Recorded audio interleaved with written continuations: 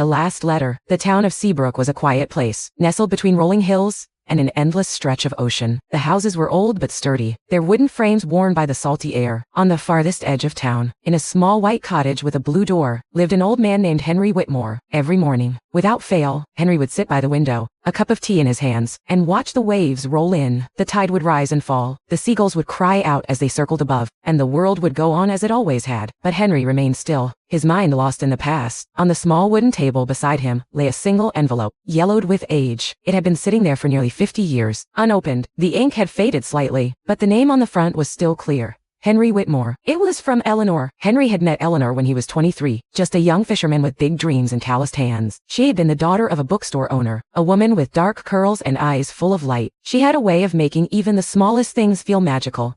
The way she laughed when the tide soaked their shoes. The way she read poetry under the street lamps. The way she held his hand as if she never wanted to let go. They had spent 3 beautiful years together. They talked about marriage, about children, about growing old in their little town by the sea. But fate had other plans. One day, Eleanor left. It was sudden, without warning. One evening, they had watched the sunset together, her fingers intertwined with his. And the next morning, she was gone. No goodbye, no explanation. Only the letter in his mailbox. Henry had never opened it. He had been too afraid. Afraid of what it might say. Afraid that the woman he had loved, more than anything, had chosen a life without him. He had convinced himself that it was better not to know, that some things were easier left unanswered. But the years passed, and the loneliness grew heavier. His friends married, had children, and grew old with the people they loved. But Henry remained alone. And now, at 82 years old, he was tired of wondering. With trembling hands, he picked up the envelope. The paper was brittle beneath his fingers as he carefully tore it open. Inside was a single sheet of paper, the handwriting familiar yet distant. He took a deep breath